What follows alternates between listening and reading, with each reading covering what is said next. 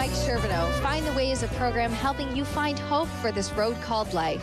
This is a program that addresses the issues of life by understanding where God is in the midst of it all. Well, good morning to all of our listeners, and hello, Mike. Glad to be back here with you. Hey, Ashley, and I'm glad you're with us as we unpack the final talk in this 6-week series that you called Climate Change. And it's really because things just kind of blow into our lives and they blow out, and sometimes there's carnage, or hopefully a lot more times than not, there's that gentle breeze. But then we come to this whole thing called marriage. And last week we were talking about communication and conflict. You mentioned right as we were going off the air that we're going to come back and talk about the whole thing about how do we deal and work through forgiveness. And we're going to get that eventually. But, you know, today I want to talk about, you ready for this? This almost sounds corny. 3 steps to marital bliss. Wow. Is it true? You know, sign up today and you'll get a free vacuum as well. But that's not really what it's all about. What we see in the movies, is it really for real? Yeah. You know, as we jump into the subject, I just wanted to read something that Tim Keller has put in his book. And then we'll dive into this subject even more. He says this: in other words, some people in our culture, they want too much out of a marriage partner. They do not see marriage as two flawed people coming together to create a space of stability, love, and consolation, a haven in a heartless world, as Christopher Lasch describes it. And rather, they're looking for someone who will accept them as they are, complement their abilities, and fulfill their sexual and emotional desires. This will indeed require a woman who is a novelist, astronaut with a background in fashion modeling, and the equivalent of a man. It's so true nowadays. I'm trying not to laugh. Yeah, a marriage based on not on self-denial, but on self-fulfillment, would require a low or no maintenance partner who meets your needs while making almost no claims on you. You know, one lady said, you don't need a husband, honey. You need a 52-inch television screen. Well, I think there's a lot of truth to this. We're looking for that person to fulfill it. And then we also feel the expectation of we have to be that for somebody else. And Keller's making the point of, does this even exist? Well, he recognizes how narcissistic we are, how self-absorbed we are, and just meet my need. And we throw off these, you know, we do the dance of the peacock, you know, to attract the other person. We strut our stuff, but down deep, we're just craving that emotional care, need, the comfort that we desperately want, and we never want to give it back because we're coming to marriage with the wrong view. Marriage, more than anything else, highlights the selfishness of people. Yeah, Paul Tripp says, the biggest problem in your marriage is you. And I think there's probably a lot of truth to that because we can be selfish people. But I'm like where you're going with this because you're going to talk to us about how do we actually have a perfect marriage? Is it possible? There's 3 little things that I think are critical. In the first half of the show, I'm going to talk about one of them, and then we're going to come back in the second half and I can deal with those 2. But I just want to say you're listening today to Find the Way. You can find us at FindTheWay.faith. We hope you'll write to us. We'll be right back in 20 seconds as I begin to unpack the first key principle. Be ready for this, for marital bliss.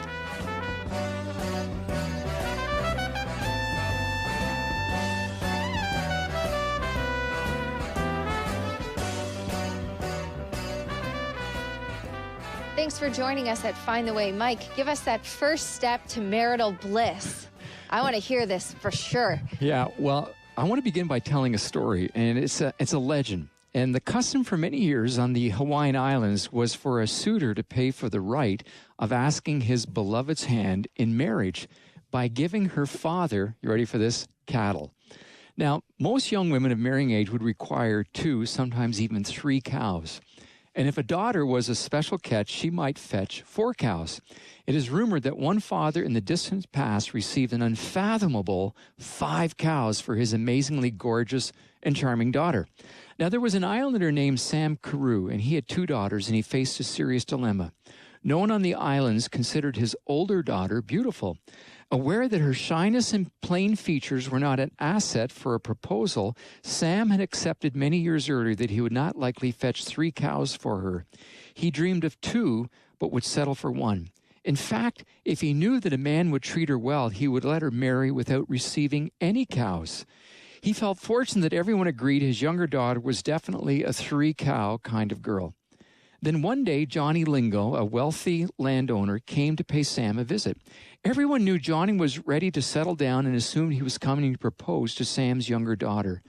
But to the surprise of the whole town and to Dad's delight, Johnny came a-calling for his older daughter. It was more than he could have hoped for, Sam thought. I might get 3 cows, and as he let his imagination get the best of him and thought maybe 4, you can imagine his shock when Johnny brought his 10 cows for his daughter. Whoa. And when the happy couple came back from a year-long honeymoon, the villagers were amazed at the difference in the young wife's presence. She was strikingly beautiful, graceful, poised, confident, and self-assured. Everyone thought Johnny got a bargain, paying only 10 cows for her in marriage. It was clear that Johnny viewed Sam's daughter differently than the villagers. He saw beyond her outward appearance and recognized the beauty of her heart and character. And the value he placed on her true beauty helped her realize her true worth. The moment he paid 10 cows for her, she became a 10-cow wife. Sometimes someone has to tell us what we are worth before we can realize it ourselves. Now, we can smile at that story, and I've taken some time to share it with you because I know that that picture is going to stay in your mind.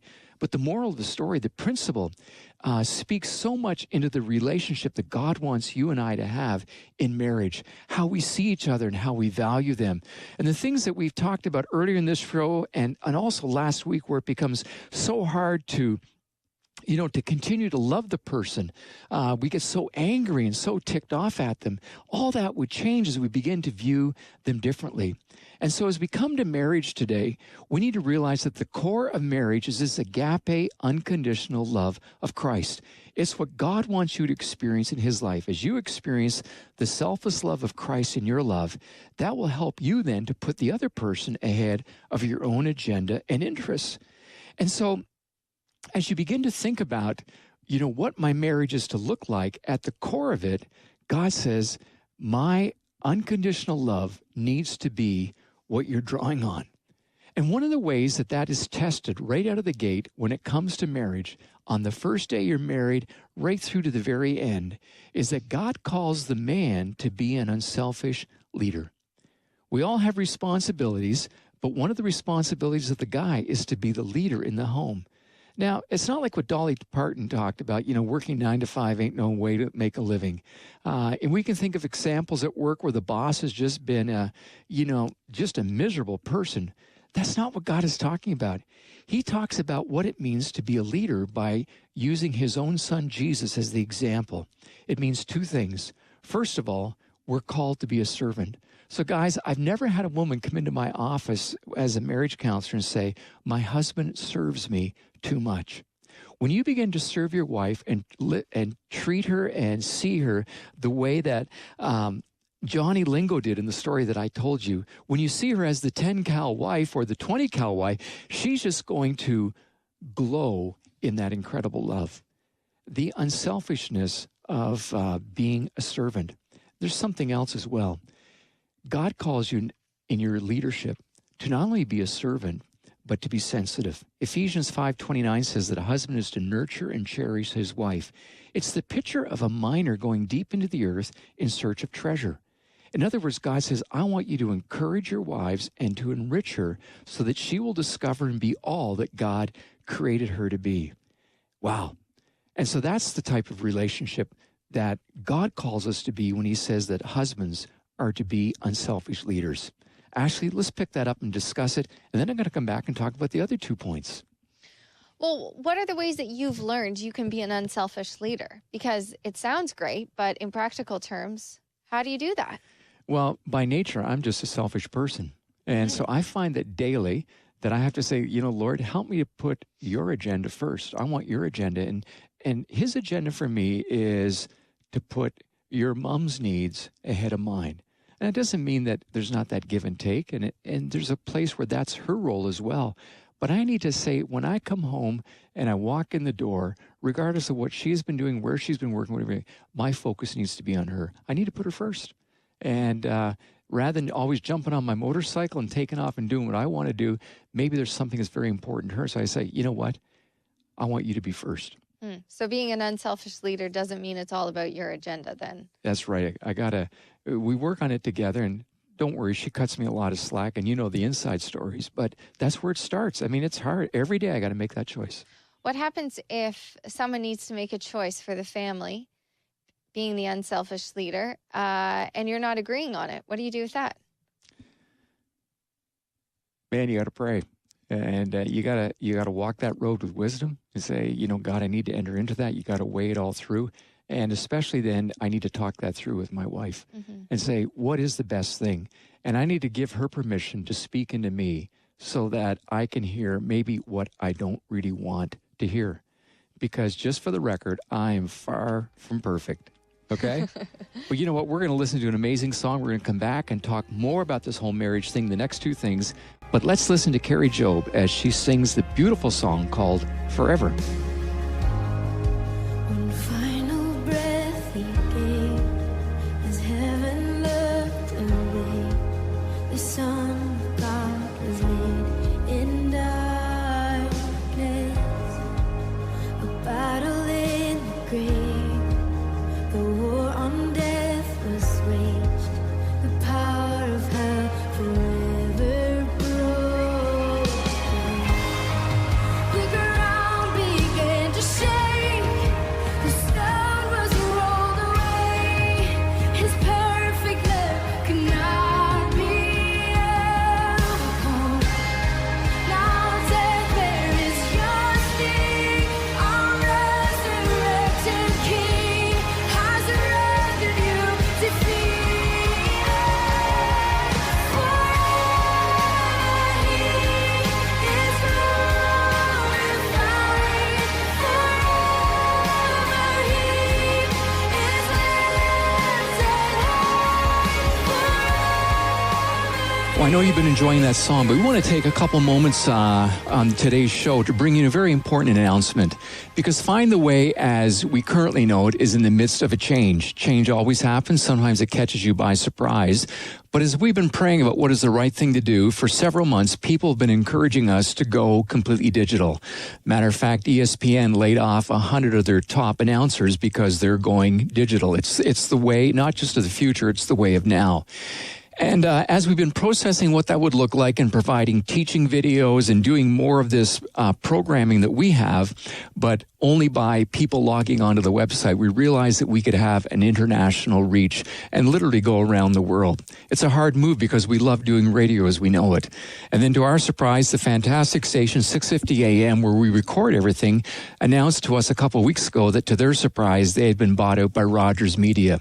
And it just seemed that God was saying, this is the time when we need to make the shift. And so this is our last program in this format. Now I would encourage you to log onto our email, send us an email so that we can correspond with you and keep in touch with us as we take Find the Way, not just across Canada, but around the world. Thank you so much.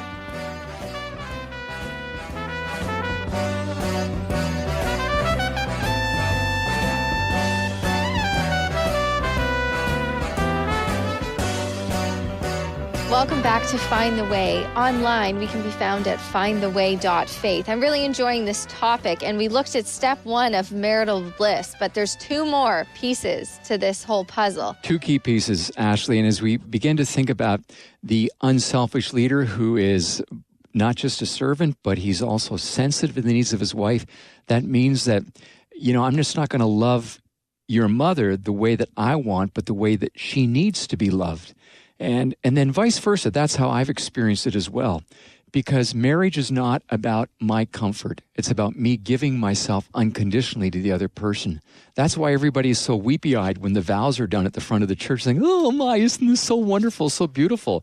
And all the guys are snickering at the back, saying, oh yeah, just give it a week or 2. See, I've done so many marriages. I've seen so many times this happen and get played out. But here is the second thing. If you want your marriage to work, and if right now, as you're listening to this program, you're going through a huge time of struggle, then I want to invite you to start to do this simple thing. I want you to think about what it would mean to be understanding listeners.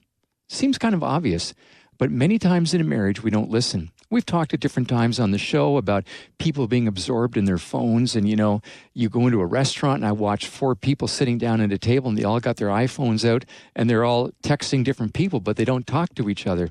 I also know what it's like when I'm sitting across from somebody and I'm pouring my heart out to them, and they're looking out to the left, to the right, to the up, the down, and all of a sudden they take a phone call. I just feel second rate. One of the most successful people in the scriptures is a man by the name of Nehemiah. And if you doubt his success, then I want to encourage you to get on a plane and fly to Tel Aviv. You get off the plane there, you're going to see the walls that he rebuilt in about 60 days, the walls of Jerusalem. It was nothing short of a miracle. And he responded because he listened to the needs of people. He asked one man, "How are you doing?" And the man poured out his heart. He said, "The city of Jerusalem is lying in ruins." And God began to speak to his heart because he chose to listen. And then a miracle began to happen. If you want a miracle to happen in your relationship today, you need to listen not only to the words of your partner, but you need to listen to their heart. That is critical. And one of the ways you do that is you put the newspaper down, you put the magazine down, and you just talk to one another. Marriages go through seasons, and I'm in a season now with my wife, Terry, where, on most evenings, all our kids are gone and they're not there. And that's great when everyone comes home, but a lot of times now it's just the two of us.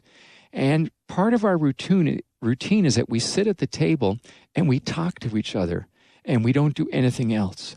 And then sometimes, 4 out of the 7 nights in the week, we'll take a few minutes after that and we'll actually even play a game together. And that's just kind of a lot of fun. But we talk, we communicate, we look each other in the eye. You see, when you do that, you say to the other person, "You are of great value to me." It's not enough just to say that I love you. It's important to say that I love you by the way you listen. We need to listen with our heart. And then, we need to pause and say, have you understood what I'm trying to say? We talked earlier, Ashley, about the whole issue that people don't change. And one of the reasons we oftentimes don't change is because we're not listening to the heartache of the person that we claim to love.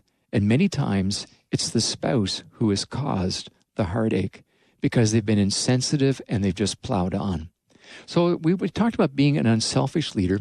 We talked about being understanding listeners. And the old adage, God gave us 2 ears and 1 mouth, and so we should use it appropriately.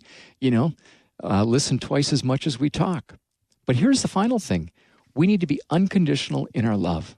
We talked about that right in the very beginning, the unconditional love of Jesus that we're to model. And the scriptures, when we read them, are all about the love of Christ. In 1 Corinthians 13, we have that amazing passage on love.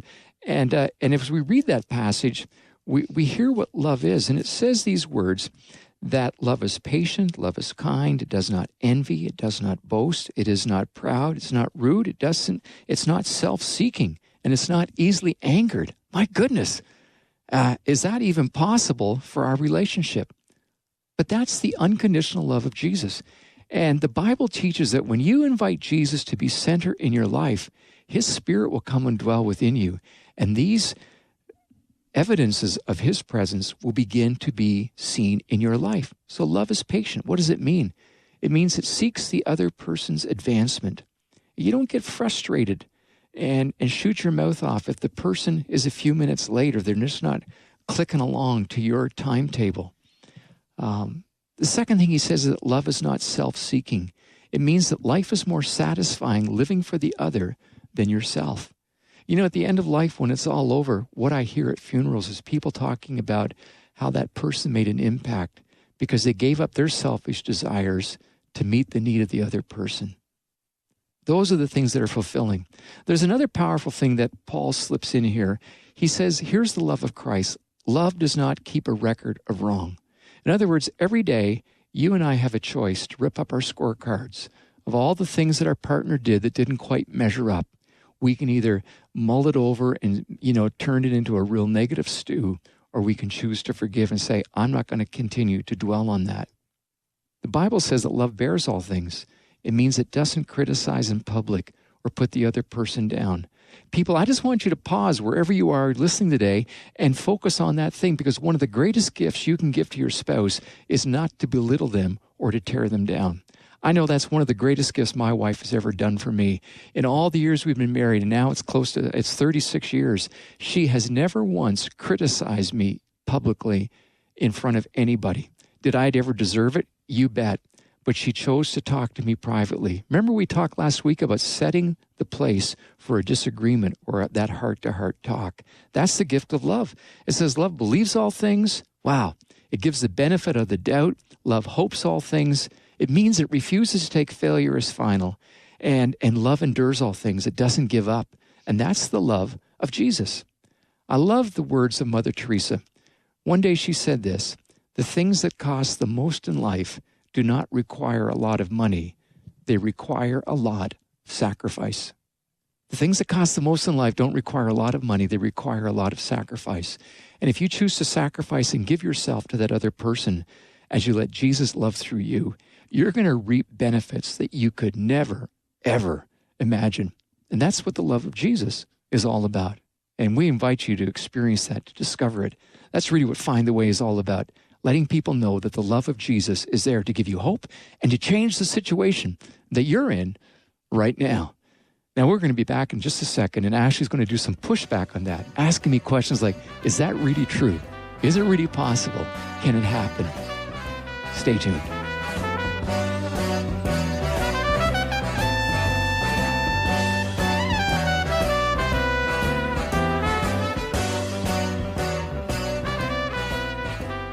Welcome back to Find the Way. Well, Mike, you have just unpacked the principles behind the 3 steps behind marital bliss. So we looked at being a leader that's unselfish. We talked about being an understanding listener and exhibiting unconditional love. And I just want to say that seems like a really hard thing to do. Well, it's not natural, Ashley. And that's why I don't want to even miss this huge opportunity to say we need the presence of Jesus in our lives to be those kinds of people. And when we ask him, he will show up. But a lot of times, we can pretend to be very religious and we go along so far. But when it comes to the area of my marriage, I really like to be selfish. You say that this doesn't come naturally. And we talked just earlier on in the show about a quote by Tim Keller. But that's actually one of his points in the book. He says that so many people have come to him and said, love, shouldn't it just be something that comes naturally, right? Yeah, no, you got to work at it. And the reason it doesn't come natural is because we are so selfish. I kind of love one of the things your mom, my wife, does is that when we're walking along, she's always concerned about posture. And she says, stand straight, put your shoulders back, don't slouch. And I'm thinking, blah, blah, blah. She's going on and on. But what she doesn't know is that when she's not there, I'm walking around, and I got my shoulders back and, I'm strutting my stuff because she's constantly reminds me. See, the natural thing is for us to give in. We don't want to strengthen the core muscles. But when we do, it is incredible. So if we have problems, if we're not this way, like if we're not this unselfish leader or understanding listener, what does that mean then? Is it means that all hopeless? those things are going to cause us to slouch. Those are going to create deformity in us because we need to become the people that God's created us to be. And that's the good news today, is that God doesn't want me to be unfaithful. God doesn't want my mind filled with polluted thoughts or pornographic images. God wants me to reflect him.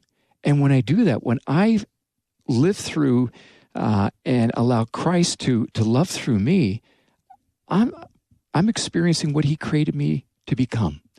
And that becomes a beautiful thing.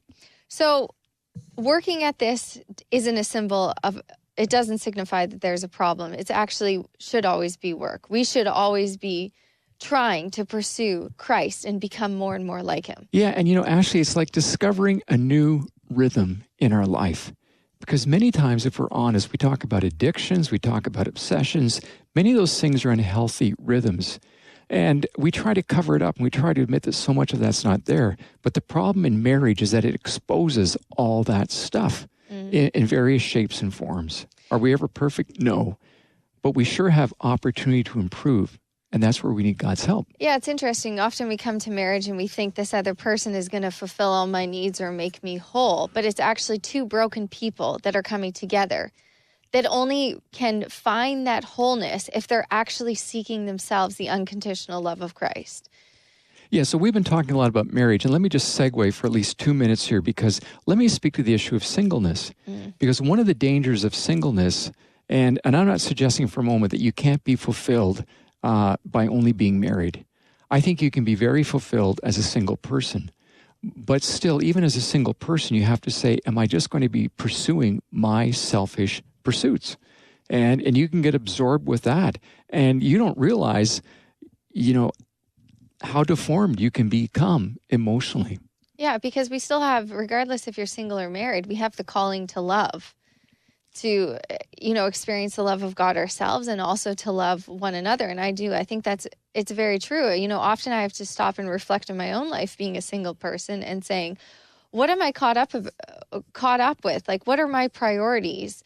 Where am I actually seeking my fulfillment? Because sometimes that flexibility can be a good thing that you have, or not so good thing. And where it becomes really good is when you can just enter into the life of someone else and maybe help them to pick up and help them to do something or to accomplish something. Whereas because I'm married, I don't have that much time to be able to go and help that person. So you can use it in a variety of ways. Mm-hmm. I want to go back to something I asked at the end of the last show. How do we begin to forgive? Because I think that's even just a key part, in going after the passage in 1 Corinthians too. Love being all of these things. Yeah, and it's not enough, Ashley, for someone listening today to say, okay, all right, we're just going to start fresh today. Guys like to do that. Okay, let's just start today. Let's not deal with the past, because the past can be like just a bad, ugly scar, so we have to address it. And forgiveness is the route for going that. I mean, there are some steps that we can take for forgiveness. I don't know if you've thought about them, but I know that I have some here that I'd love to share with the people. Yeah, So here's something that you can begin with. It's a beginning point. First of all, you need to admit or own that what you did was wrong or hurtful. Because if you never do that, it's like the person is looking at you saying, so what's with all of that? And I see so many people who don't want to own their garbage or the pain and wrong that they've done to people. And here's another thing. We talk about victim impact statements. And we get that when somebody has gone out and shot someone, the family give that victim impact statement. So in relationships, you need to try to understand and empathize with the pain that you've caused people. So that's a huge thing. I think the other thing is you need to take responsibility for your actions and make restitution if necessary. And then to assure your partner you're not going to do it again. That's that whole thing about building trust. Yeah, but how do we do that if we're broken people? Can we make those kind of promises? I think we can come to the person and say, what would be important for you in helping to restore the relationship? I think asking, that's a starting point. Because when I ask someone that, if I've hurt them, they're hearing that I really am genuinely sorry. Now, maybe they'll choose not to forgive me, but I hope that they will. But at least I've started to make those steps. And by asking that, I'm demonstrating that I really am committed to the process of change. Mm-hmm. Then from there, where are you going to move forward? Well, I think the other thing is you got to apologize and ask for forgiveness. And then I also need to come to the point where I say, I got to forgive myself. Even if the person is going to forgive me, I need to now choose to walk in a new path. If we don't actually forgive ourselves, if we don't receive that forgiveness from Christ, it changes the way we live and the way we interact with the person that we're married with or in relationship with. And we live condemned then. And so I think that is a huge part of it. It's walking in the freedom that we've been granted. And really, that's what Find the Way is all about. It's helping people to discover the freedom that God wants them to have and that you can have today, even as you approach marriage. I hope you've been encouraged by the program today. Ashley, thank you for being here, for entering in where no one else has dared to go. You can find us at FindTheWay.faith. Hope you have a great day.